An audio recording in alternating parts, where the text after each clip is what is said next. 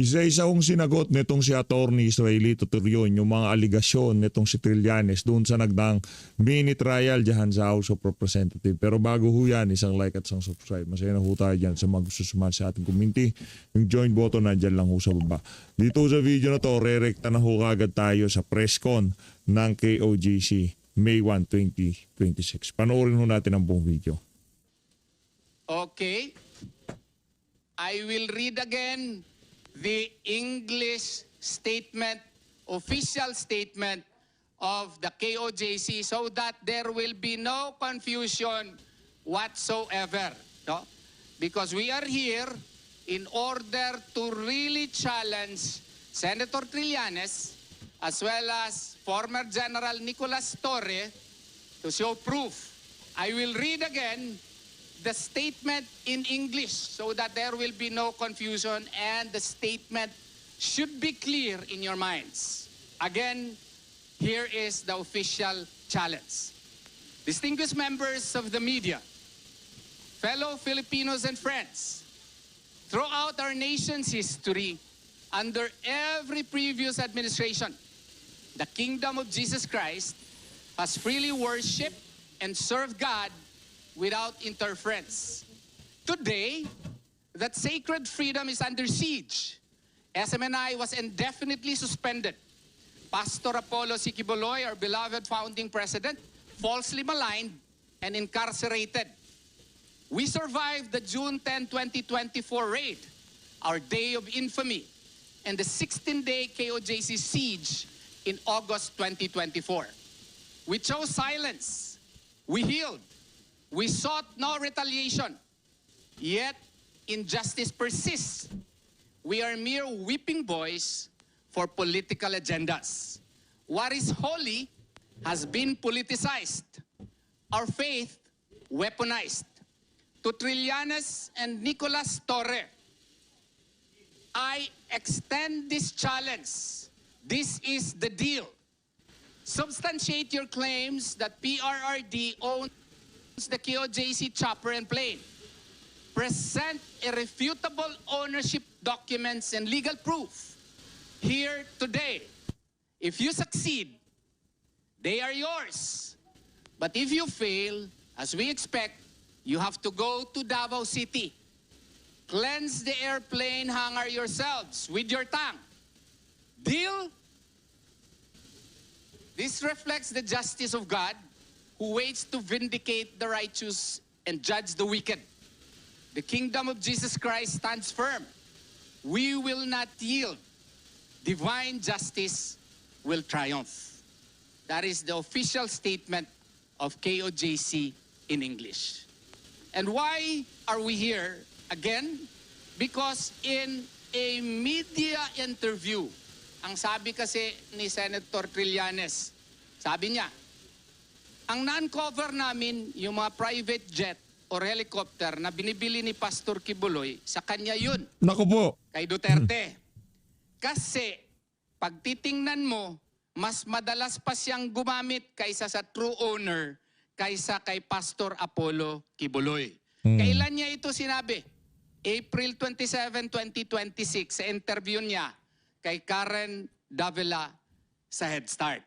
Now, bakit kami kailangang rumispondi dito?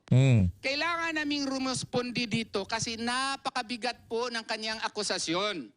He is practically accusing my client, yung aming minamahal na pastor, no, na siya po ay guilty ng violation ng AMLA law. And in conspiracy pa siya ni former President Rodrigo Roa Duterte. Alam mo, yung violation na yan, under the AMLA law, may imprisonment yan, 4 to 7 years yan. Tsaka, meron pa niyang forfeiture of the assets. Not only that, the public officer who will be pronounced guilty will suffer either temporary or full disqualification to hold public office. Imagine that. That is a very grave accusation.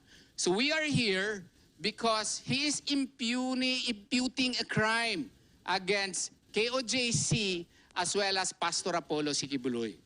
Pero kung susuriin natin yung kanyang akusasyon, kung ikaw ay estudyante ng lohika, ang tinatawag noon, non-sequitur. Kasi po, ang kanyang akusasyon daw, na-uncover daw niya, he would give you the impression that he underwent a very clear investigation into the matter ni hindi naman siya ngayon miyembro ng PNP. Pero sabi niya, na-uncover namin. Oh. Yung mga private jet or helicopter na binibili ni Kibuloy sa kanya yun kay Duterte, anong proof niya? Ang proof niya, ito, pag titingnan mo, mas madalas pa siyang gumamit kesa sa true owner. Prueba ba yun? That is not evidence under the law. Why?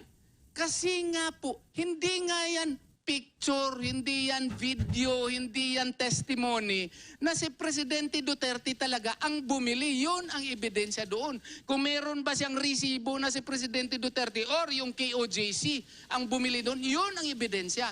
Ang ebidensya na non-sequitur, it does not follow. Why? Because Pastor Apollo Sikibuloy, if you know him, is a very generous man. Patagal na po siya kasi po ang KOJC, napakaraming miyembro ito in 200 countries and in 2,000 cities.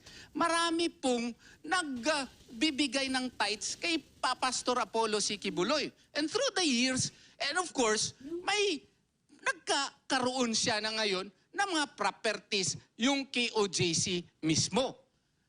Bago pa nga naging mayor si Presidente Rodrigo Duterte or during the time that he was mayor in the early years, may helicopter na po si ang KOJC.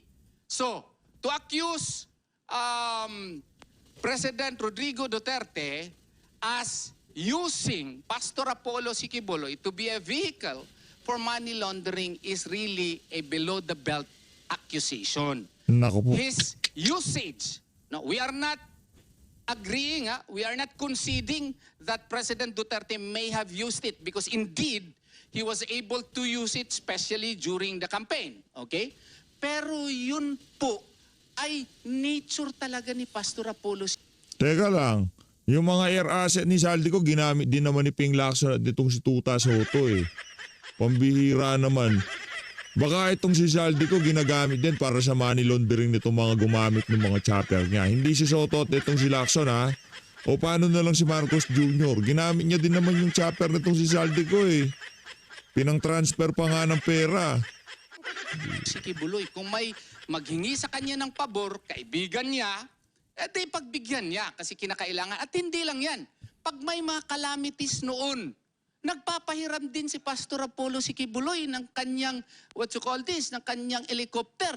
Pag meron ding mga government functionaries na kunyari hindi available yung mga government helicopters at nagre-request kay Pastor Apollo Sikibuloy, binibigyan niya ng tsansa na makagamit kasi kinakailangan yun ng kanyang mga kaibigan at ng gobyerno. Kasalanan ba ni Pastor Apollo Sikibuloy kung ang nature niya or yung KOJC are by nature generous talaga? At may proof ba siya na kay Pastor Apollo Sikibuloy ba talaga yun? Kasi nga po, ang KOJC ay may separate and independent personality than Pastor Apollo Sikibuloy. Kaya nga po, ngayong gabi, kinaklaro po namin dito ngayon, no? Kung mapatunayan niyo po, Senator Trillanes, kasi si General Torre din, nag-agree din sa Manila Times. Nandun yung kanyang report doon sa Manila Times. At ang banner story pa ng Manila Times, Torre echoes Trillanes claim, Kibuloy became Duterte money laundering front. Ano ang kanyang ebidensya? Ha? Ang ebidensya niya dito, according to him, no, we do not need a big investigation to see the obvious. If Kibuloy's followers were really very strong and very many, why was it not seen on the ground? And he was referring to the siege of KOJC. Ganito kasi yun. Hindi po ebidensya na nung pagpunta niya, when he violated the religious and property rights of KOJC, na hindi pumunta yung mga miyembro, sino bang gustong magpunta niyan? Oh, 5,000 policemen to arrest one person principally and 5 others. No? Hindi naman terorista si Pastor Apollo Sikibuloy. He is a man of God. Pero tingnan mo sa kadami niyan. At saka may reputasyon pa si General Torre. Ang rinig-rinig kasi days before, months before, gusto na niyang salakayin yung KOJC. Nakipagkita pa nga siya sa akin eh. Nagpakita pa nga siya ng picture sa akin yung isang building na parang natunaw. Parang implying na baka ganun daw ang mangyari daw sa KOJC. Ang sabi ko naman, wag naman ganun, sir. Oo. Ang may reputasyon niya, matapang daw siya masyado. At kung gusto kang hulihin, hulihin daw. Yun ang reputasyon. At saka napakapangit daw niya. Yun ang reputasyon. Nung nagkita naman kami, hindi naman siya ganun kapangit pala. May pagkagwapo din naman pala siya. Pero yung reputasyon niya, na napakatapang daw niya, of course, that caused a ripple effect to the member. Sino pa bang gustong magpunta doon? Na yung kanilang leader, na respetado masyado, not only in the Philippines, but in the entire world, ay sinalakay niya nga, how much more yung mga miyembro na mga ordinaryong tao lamang. More than 70% of the members, 7 million members of KOJC are ordinary persons. Although we should also admit na may mga mayayaman din. Oo, na mga negosyante rin. Oo. Kaya nga, huwag kayong magtaka kung yan ang ngayon pagmamayari ng KOJC. Kasi nga po, that is a product of hard work, that is a product gift from the Lord Almighty. So huwag nyo dapat questionin yan. Kaya balik ako doon sa aming hamon. Sir, General, wala pong personalan ito. I have to be here in order for you to understand. Senator Trillanes, wala ding personalan po ito. You have to understand that you are accusing Pastor Apollo Sikibuloy of grave crimes with penalties of imprisonment, with forfeiture of assets, and with perpetual disqualification to hold public office, including former President Rodrigo Duterte. Inakusahan mo rin ang KOJC of committing a crime. And why did KOJC allow that to happen? These are grave crimes. Kaya nga po, ang amin namang sagot sa inyo, patunayan ninyo, simple lang. Prove it with clear evidence now. Present your evidence, clear evidence, linking President Rodrigo Duterte to the acquisition of the helicopter and airplane.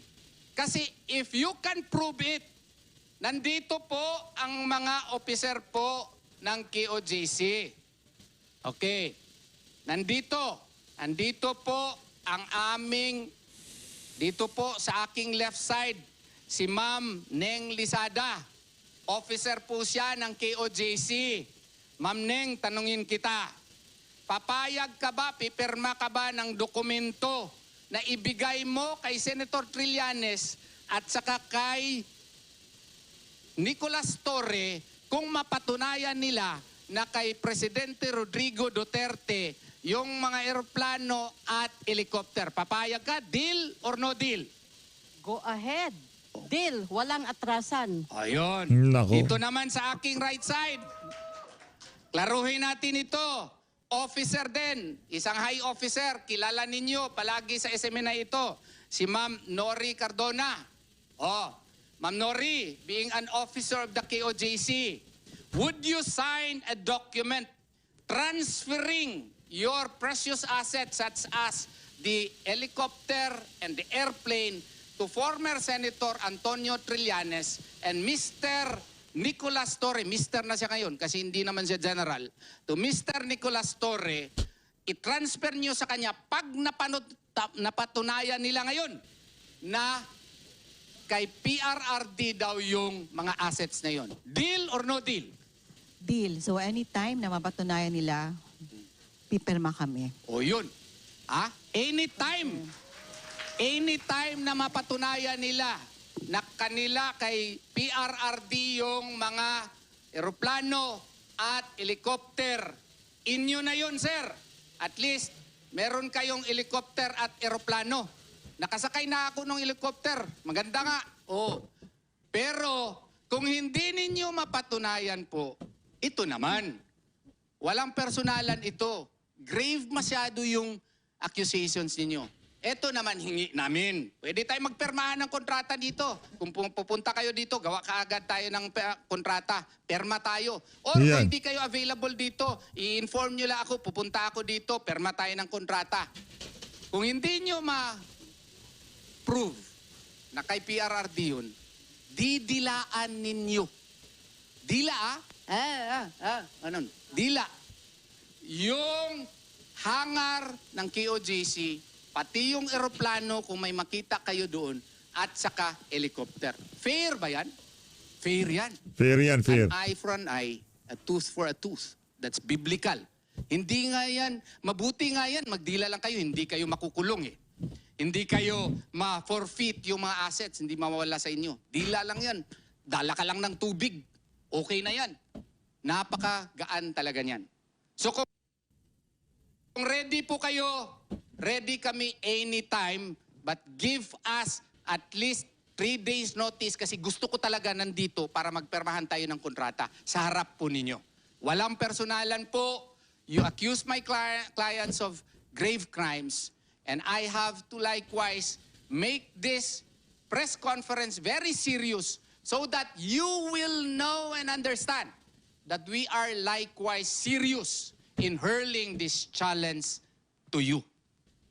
Maraming salamat po at sana maintindihan ninyo bakit namin ginawa ito. Attorney, i-clear ko lang uli. Napakasinungaling ho talaga nitong Trillanes na to. Parang alam na ho natin ang susunod na ika nga script nitong administrasyon na to. Samsamin ang mga ari-arian ng KOJC. Diba? Yung sa pag hindi nila napatunayan, no, kasi inopen nila ito, pinost nila, no? Hindi sila natakot mag-post. Pag hindi nila mapatunayan na si PRRD ang may-ari nung eroplano at saka chopper ng KOJC, ito yung deal, di ba? Nalilinisin nila yung belly or bottom ng jet at saka ng chopper at buong hangar sa loob.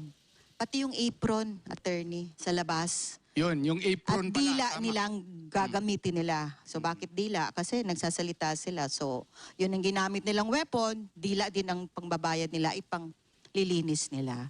So yun yung deal sa KOJC. Tsaka i-explain ko pala bakit dila. Because the tongue is very powerful.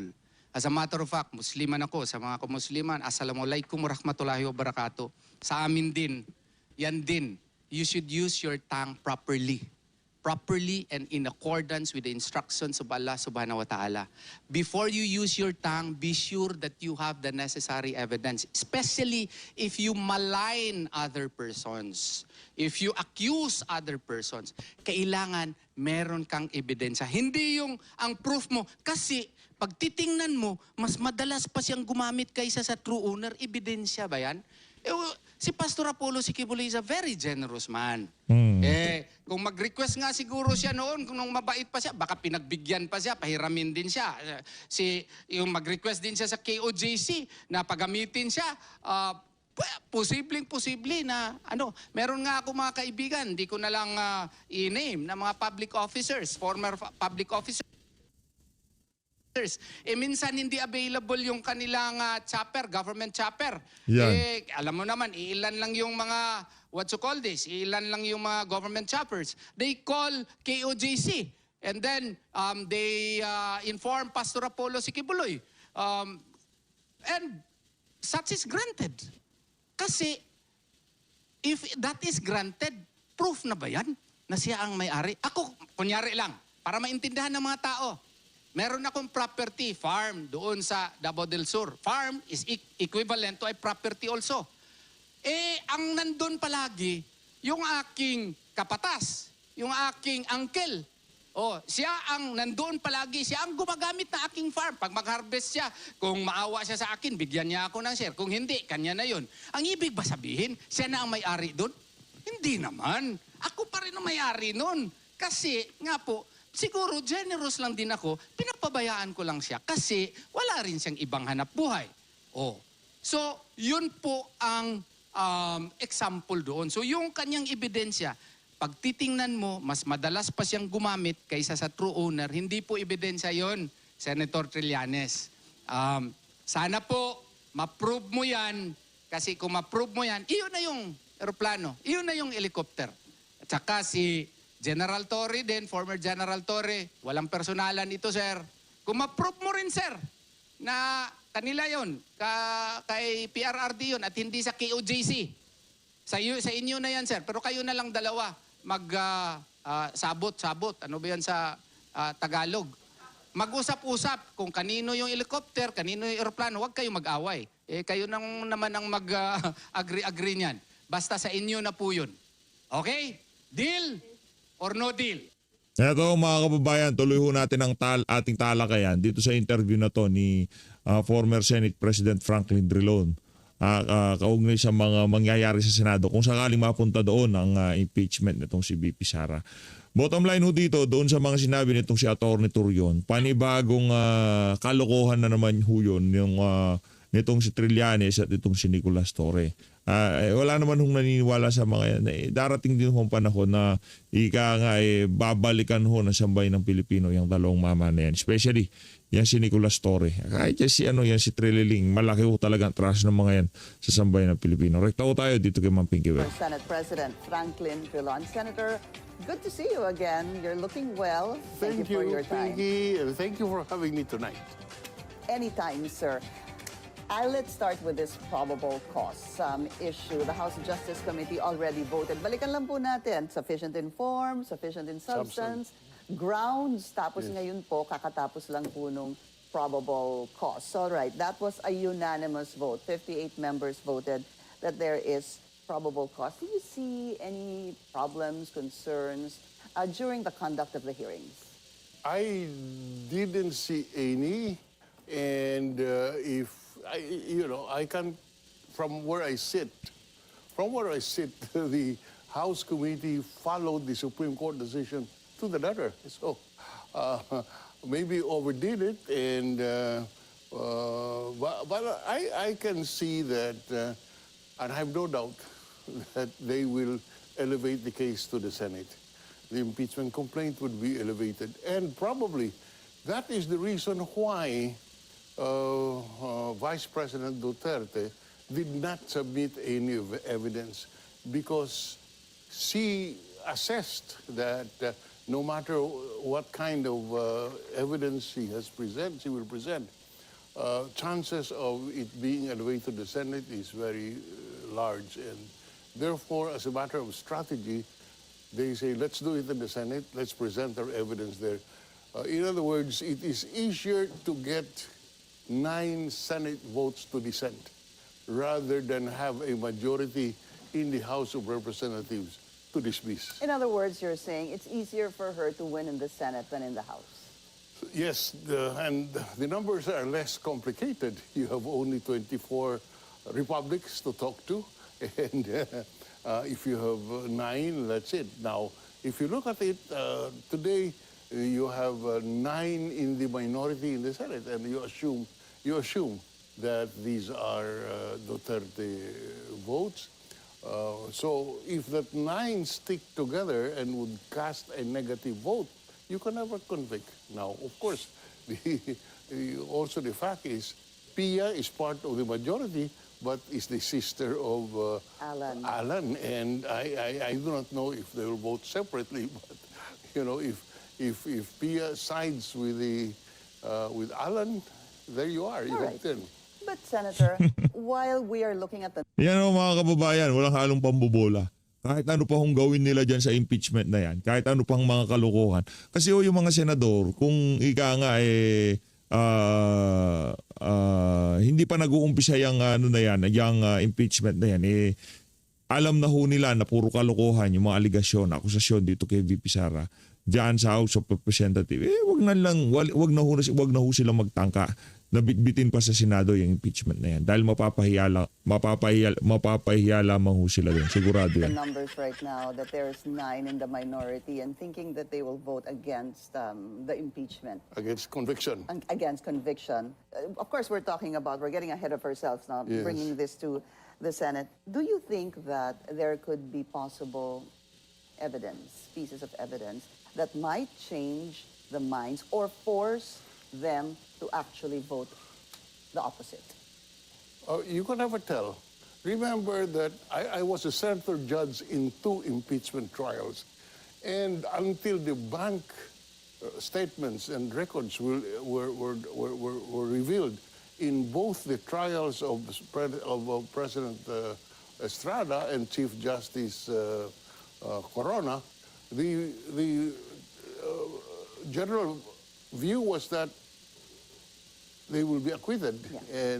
But the bank records changed the picture.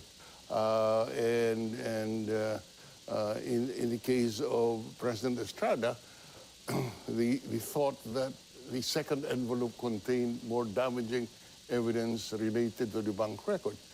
The prosecutors walked out because the majority refused to have it opened. In the case of Corona, the testimony of, I think it was Carpio Morales, who testified on the bank accounts or somebody. And again, the trend changed at that point. So you'll never know, Pinky. Anything can happen. Anything can happen. And of course, the impeachment trial is a quasi-judicial proceeding, meaning that it is not based strictly on the evidence presented, because by the very composition of the Senate, you cannot expect them to vote strictly on the basis of evidence. Yeah. I mean, of the admission of the credibility of the evidence. You know? At the end of the day, it really is a political process. It is a political process, and that's accepted as the nature of an impeachment process.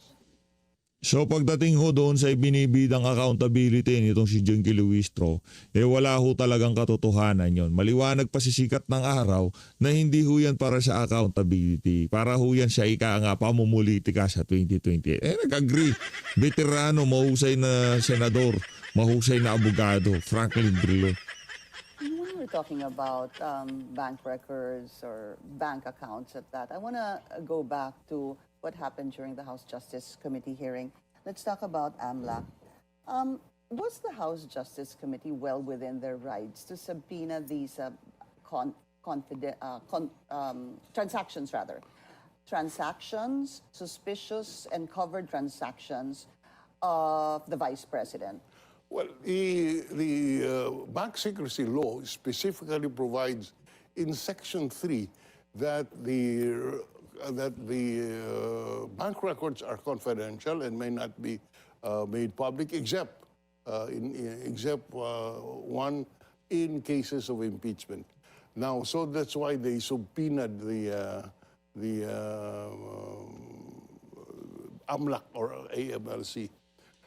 The argument is that the AMLC should not have made it public because that is prohibited absolutely under the Anti-Money Laundering Act. 2 points. Number one, the authorization or the power to subpoena is in the bank secrecy law, not in the AMLAC. Now, second point, if you follow the theory that the money, that the bank records are absolutely confidential, even in cases of impeachment, then all that the respondent will do is deposit the money, and therefore, under the theory, you can never pry open the account, and you defeat the very purpose of an impeachment, which is to extract accountability. That's the point.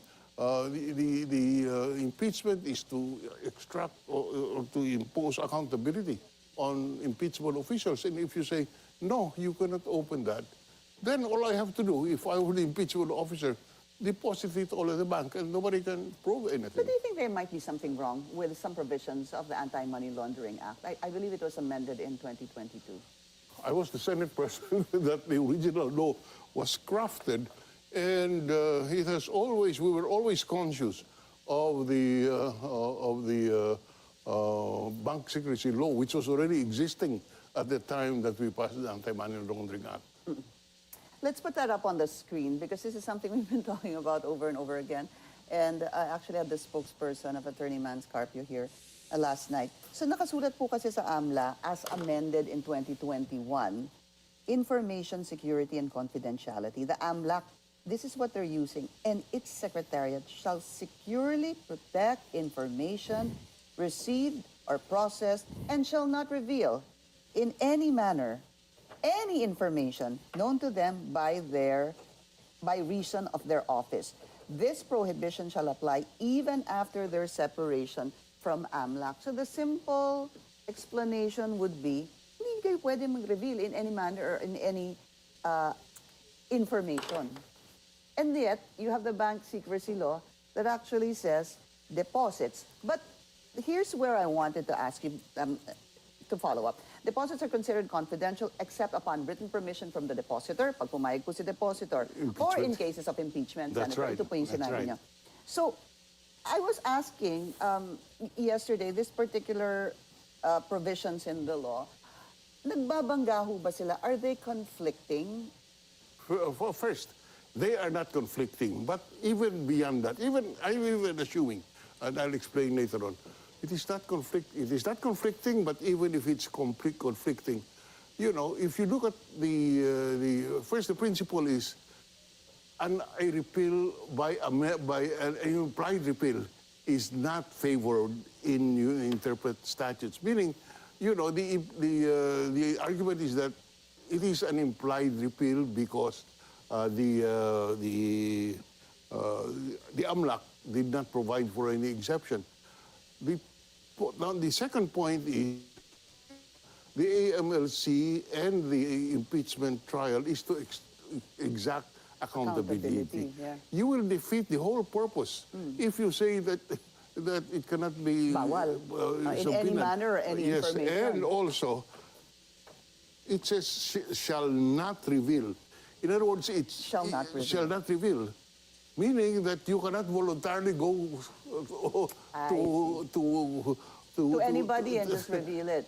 to Billionario and say, you But know, Senator, did it mean that it requires a court order? Because if you're saying that, yes, it requires an order from the impeachment court. did it say court order? Because that could be a technicality there, Right. because they can say this hearing is not a court. It is not. When it gets to the Senate, it becomes an impeachment court. That's right. So baka meron pong technicality dyan. Alam mo, Pinky, how it is interpreted will depend on the majority in the Senate. And as we have said a few minutes ago, this is not purely a legal process, but a technical, not purely a legal process, but a political process. So, Okay. so from there, you can draw anything. Okay. So, you saw nothing wrong with the AMLA showing up in the House of Representatives. They were in the House subpoenaed. Justice subpoena. Yes, sir. They were subpoenaed, And so- showing these Yes. documents, yung pong concerned and Yes. suspicious transactions. No problem there. No problem there because they were subpoenaed and that this is part of the impeachment process. And Congress is a separate body, and under the rules and under the Constitution, they will be the exclusive judge of the impeachment. And the complaint is part of the impeachment process. The impeachment process starts with a complaint. So you cannot say that this is not an the House is not authorized to subpoena because impeachment is an exemption from the bank secrecy law. And in fact, the bank secrecy law, okay. And in fact, in their rules, in Section 7, it actually allows them because Congress, the House of Representatives, Ang di ko maintindihan dito, bakit babad na babad ang Billionaire News Channel sa impeachment na to ni VP Sara? Gayong alam naman nila na walang bilang pagdating sa Senado, yung kalokohan na yan. Di ba? Babaran nyo yan, talagang SS nyo yan kung may impeach si VP Sara. Pero sabagay, kung kasama nga naman yun sa propaganda, talagang kailangan yan. according to the Constitution, shall promulgate its own rules. That's and in right. their Section 7, it said that they can issue subpoenas, etc.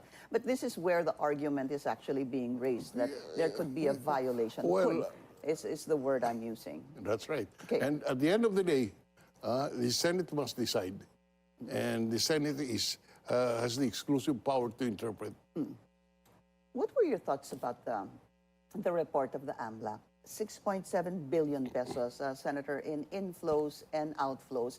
I spoke to the defense team at Attorney Michael Poe, and he was basically saying, let's be careful with this because ito po ay aggregate. Aggregate meaning kung ano yung nilagay mo, 10,000, winidraw mo, 10,000, 20,000 eh. Naglagay ka ulit ng 100,000, magiging 120 yon. Nagtanggal ka ng 120, 220. In other words, lahat ng pinasok at nilabas mo, padagdag po sila ng padagdag. In fact, if we were just to show them the inflows and outflows, let's put that back on air, lumalabas po that the outflows for both was 1.55 billion pesos. The inflows, 4.43 billion. So meron pong sinasabing undetermined transactions of 791.1 million. Senator, again, what are your thoughts about that report coming from the AMLAC? Firstly, I have not seen the AMLA report, but from the media reports, they have reported the inflow and the outflow, as you just suggested. There is certainly more inflow than outflow. Is that so? 4.43. Yes, for over 4 billion. This must appear in the statement of assets and liabilities because these are covered transactions under the Anti-Money Laundering Act and also covered by the law on SALN. You are supposed to report your assets. Okay. The other argument was that, I heard it, these are not ours. These are only parang nakapark lang. That's crazy because the law is statement of assets and liabilities. So you must state the asset. If you say this is not mine, that is a liability. And therefore you must report it. It's not reported. So, it's a violation of the law. And speaking of Sal, and again, there are questions on the Vice President's statement of assets, liabilities, and net worth. But we need to take a short break. We'll continue our discussion with former... Ayun na nga mga kababayan, dito na una tatapusin ang ating kwentuhan kaugnay dyan sa naging interview na yan itong si Ma'am Pinky Webb dito kay former Senate President Franklin Drilon. Maraming salamat po. Mag-ingat po kayo lahat.